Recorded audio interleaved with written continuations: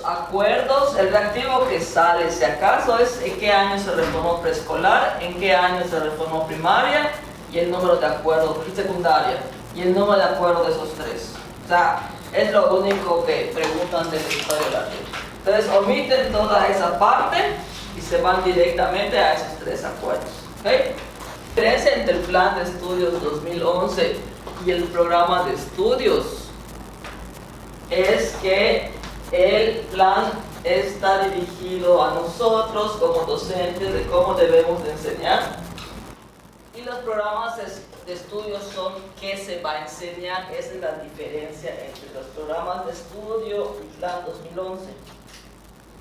El plan 2011 es para nosotros los docentes, de qué debemos, cómo debemos de enseñar, y el programa es qué se enseña, ¿no? Entonces, ¿cuáles son las características del plan de estudios? Es nacional, o sea, es para todo el país, igual que el otro. Es para públicas y privadas, o sea, no es omiso, y es el documento rector de la educación. Entonces, son las características del plan de estudios. ¿Cuáles son los principios pedagógicos? Los principios pedagógicos son los que nos dicen cómo trabajar con los niños, cómo trabajar con los programas, desarrollan un perfil y parten del mismo principio de que todos los alumnos aprenden. Entonces, ¿para quién son los principios pedagógicos? Son para el docente. ¿Okay? Es el docente el que tiene que hacer todas estas. ¿Se acuerdan cuántos eran los principios pedagógicos? 12. Ay, estoy orgullosa. 12, ¿ok? El número 1, ¿cuál es? Centra la atención del Centrar la atención para en el alumno. O sea, el centro de todo es el alumno. Dice Esteban, aunque suba que por primera vez se va a poner al centro. El alumno no, desde el 2011 el alumno está en el centro. ¿Por qué está en el centro el alumno? Que llega esperando que tú le enseñes algo y llega con aprendizajes. Los de preescolar, ¿a qué llegan? ¿Qué quieren aprender los de preescolar? ¿Qué quieren aprender?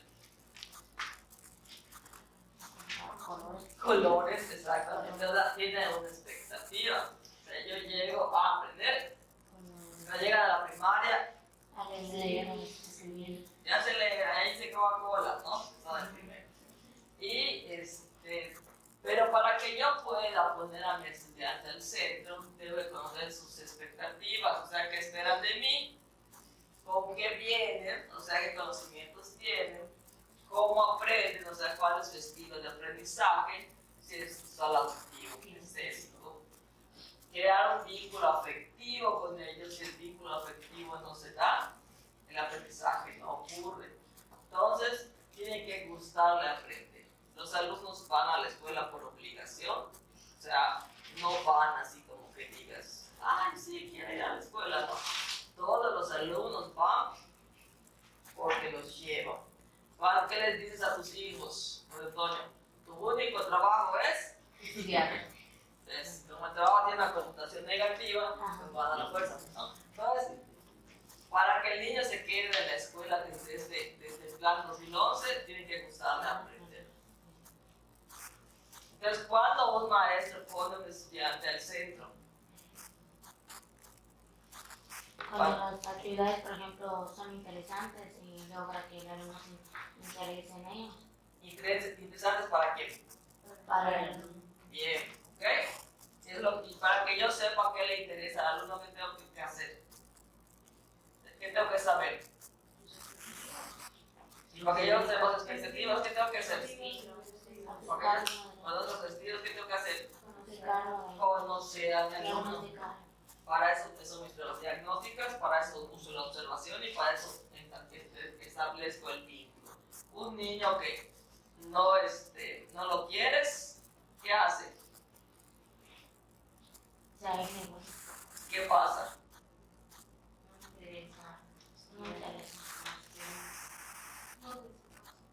No, entonces es la planeación.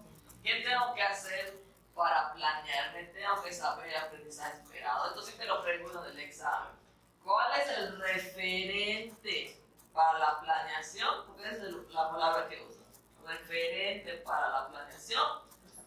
siempre va a ser el aprendizaje esperado, invariablemente. Entonces, ¿cómo te preguntan esto? ¿Cuál es el referente en la planeación? ¿A partir de dónde planea un maestro? A partir de los programas de estudio, es cierto. A partir de el plan 2011, es cierto. Pero ¿cuál es el referente principal? El aprendizaje esperado de la respuesta, ¿ok?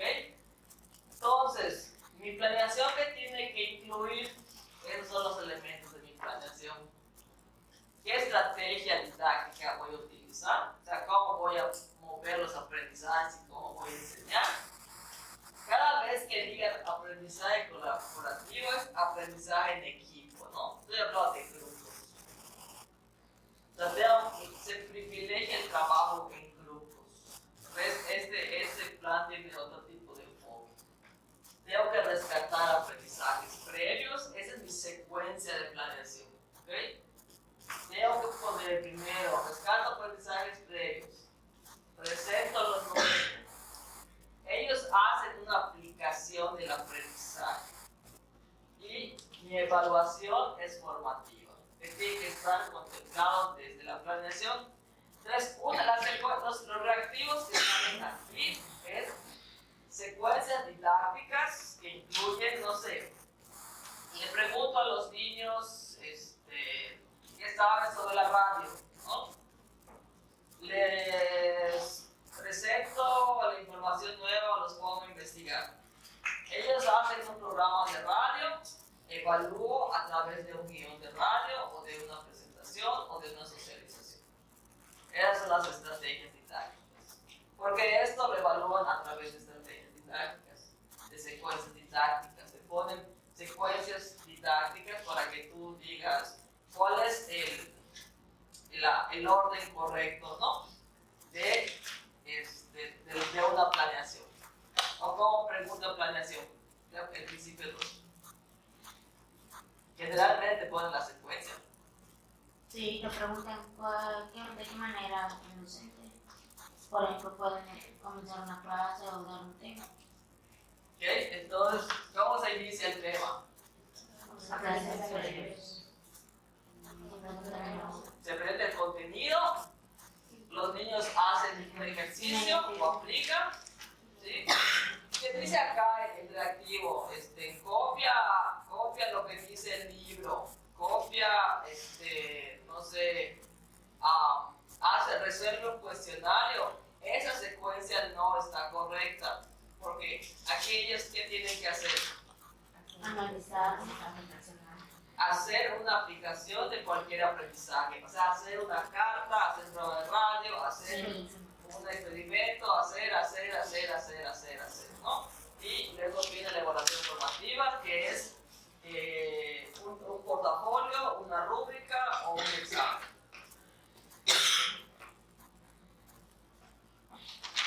Los ambientes de aprendizaje colaborativos son los que se hacen en equipo y pueden ser, el maestro es el que establece desde la planeación. O sea, ¿quién decide cómo va a ser el tipo de organización de la clase? Lo decide el maestro a través de su planeación. Entonces puede ser en el aula, un buen ambiente y una buena planeación siempre debe considerar las habilidades digitales. Debe armar, entonces va a mandar una tarea en equipo o va a mandar tarea para la casa, debe ser algo planeado por él. Debe hacer un ambiente incluyente. ¿Cómo eligen los equipos con sus verbos, ¿no? O sea, ella no participa, él no hace la tarea, los equipos los organiza él para que pueda poner al que no sabe, al que está lento, al que recuerden los aprendizajes pares, que no los van a preguntar acá, pero que verlo los que están bajos deben aprender de los que están mejor. Y habla de liderazgos compartidos. El liderazgo compartido no es ¿Quién sabe más sino rescatar quién sabe qué cosa? Por ejemplo, ¿en qué eres bueno tú, José Antonio? Vale, ¿En qué eres bueno? pues en escribir. Escribir. ¿En qué eres bueno, Antonio? Leer. ¿En qué eres buena? Creando. ¿En qué eres buena? Tengo uno que escribe, una que redacta, una que lee y una que crea. ¿Qué hago? ¿Qué tarea va a hacer cada quien? ¿Ella va a redactar? No. ¿Ella qué le podría hacer? Dibujar. ¿A él qué le podría hacer? Para que haga, creo que. Sacar información. ¿Ok? Entonces, esos son los liderazgos compartidos. No les digo, tú copias, tú necesito que saber qué hace cada quien y así por el momento. ¿Vale?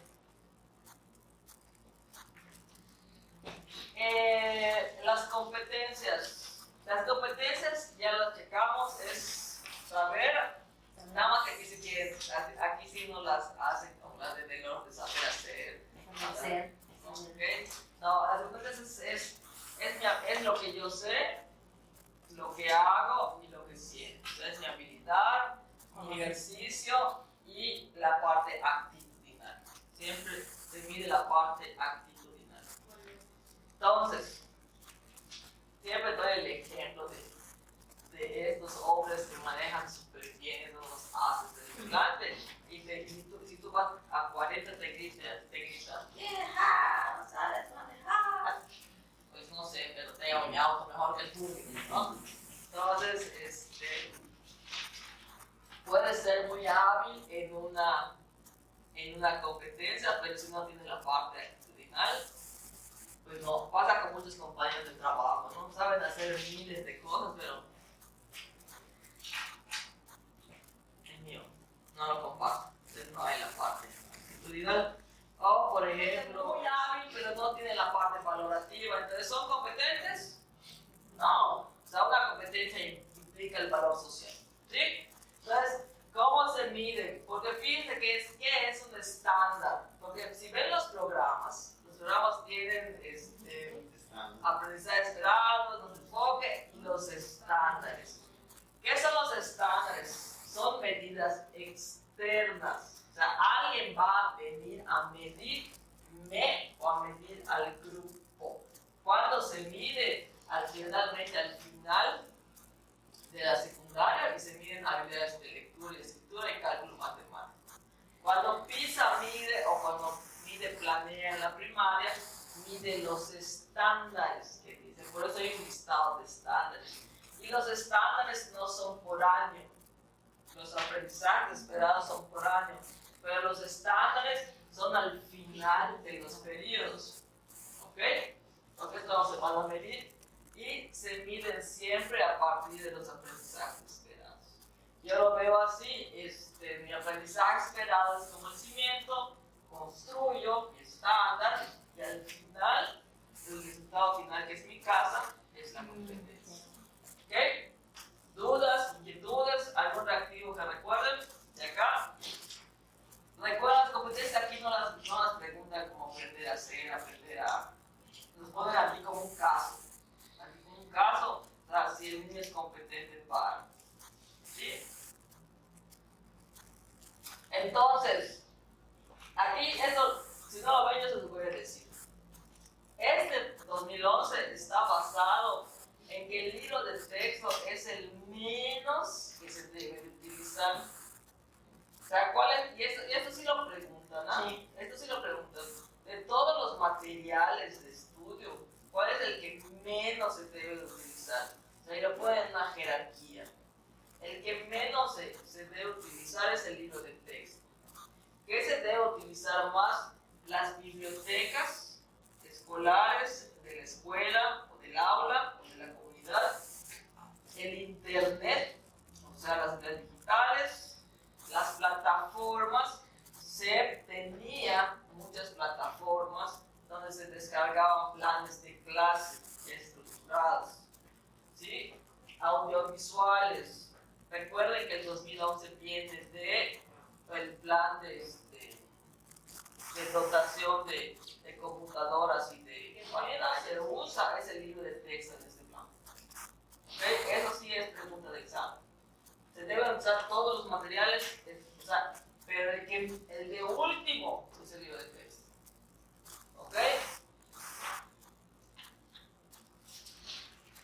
¿Cuál es la evaluación formativa? La evaluación formativa tiene dos características. Te sirve para medir a tu alumno y para medir la eficiencia de tu clase. O sea, para medirte a ti. Si todo mi grupo reprueba, ¿qué me está diciendo? Si estás mal, ¿qué tienes que hacer? No, que no enseñaste bien ese tema. O sea, no es que no enseñas bien, es que no enseñaste bien ese tema. Y sale un reactivo acá donde dice que, de que el maestro aplicó el examen a todos sus alumnos y solo uno salió bien. Y ese que salió, ¿qué debe de hacer el alumno? Y te da las respuestas, ¿no? Debe volver a aplicar el examen, debe volver a dar la clase, o ese alumno que salió bien. Esa es la respuesta correcta. Porque es la parte de la retroalimentación. Entonces, el docente es el responsable de planear la evaluación. Nosotros generalmente compramos, pero en teoría, recuerden que es un examen nacional y se debe responder de acuerdo al libro, aunque no sea ni nuestra realidad ni lo que hacemos en el aula. ¿Sí? Entonces, el docente es responsable de qué va a evaluar y cómo lo evaluar. Y lo tiene que informar a padres y alumnos. O sea, antes de iniciar la evaluación, el docente, y eso lo sale en el examen, te preguntan cuál es la secuencia de la evaluación. Lo primero que tienes que hacer, después de elegir qué vas a evaluar, es informarle a los alumnos y a los papás que se va a evaluar. ¿Okay? Después de que ya evaluaste, ya calificaste, viene la retroalimentación. Entonces la retroalimentación va a servir no para decirle al niño, sacaste 5, sacaste 6, sacaste 7, sino para decir, estás acá y necesitas llegar acá. Entonces, ¿cómo le hacemos para que llegues a esta parte? Entonces la retroalimentación sirve para superar dificultades. ¿Okay?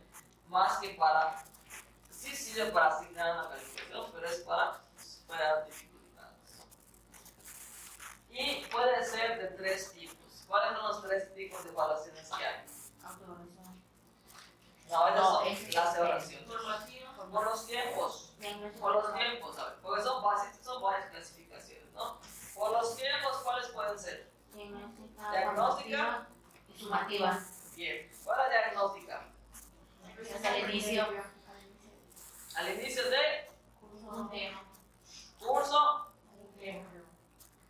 o una secuencia.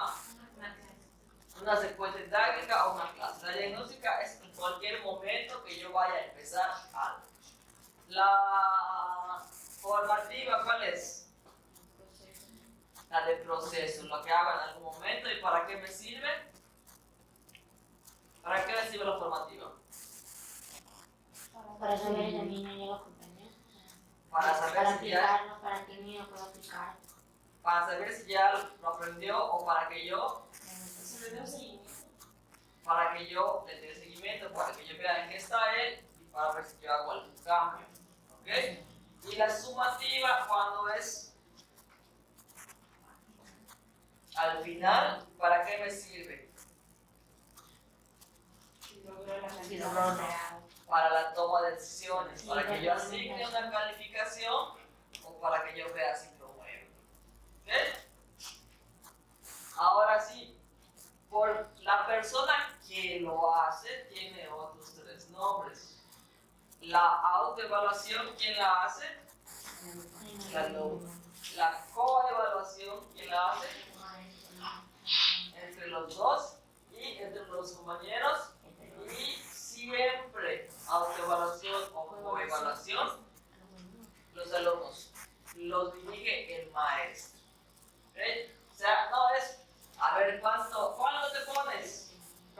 profesores. 8. Si hubiera sido a mi escuela de la facultad, te diría, está bajo, no te pones 10, ¿no? Pero el maestro dice, van a calificar esto y esto. ¿Sí?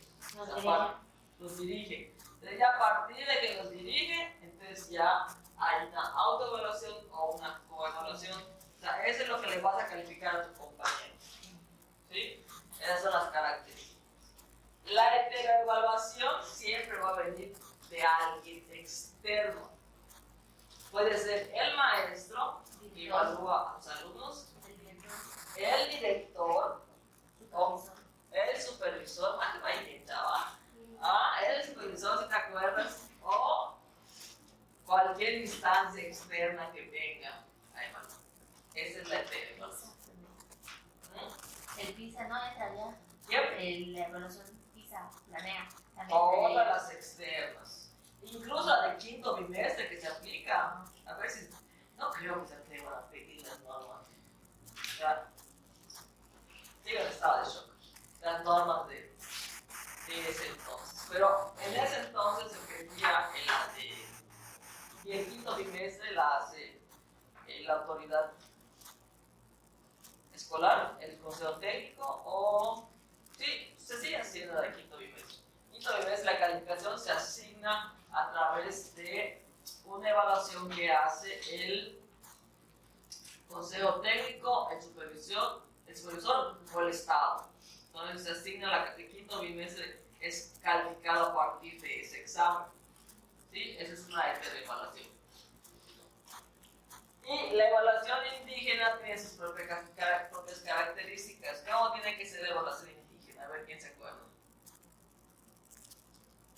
¿Me acuerdas con lenguaje, por ejemplo? Tiene que ser desde, en primera instancia, desde el idioma, la lengua materna.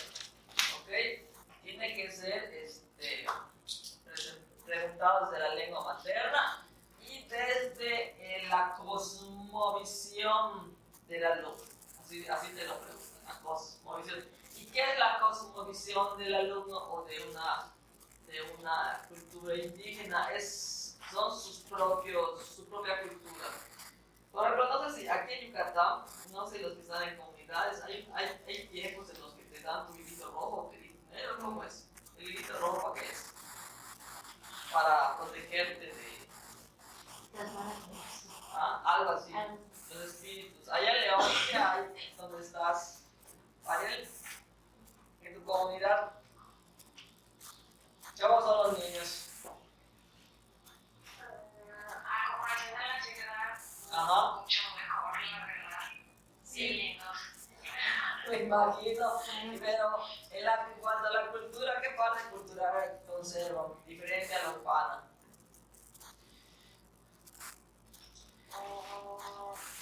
Pues son muy tradicionalistas. ¿Es cierto? Sí. Por ejemplo, en preescolar les da trabajo llevar a los niños porque los ven muy chiquitos, ¿no? Si yo ahora ya no los llevo. Entonces, la evaluación indígena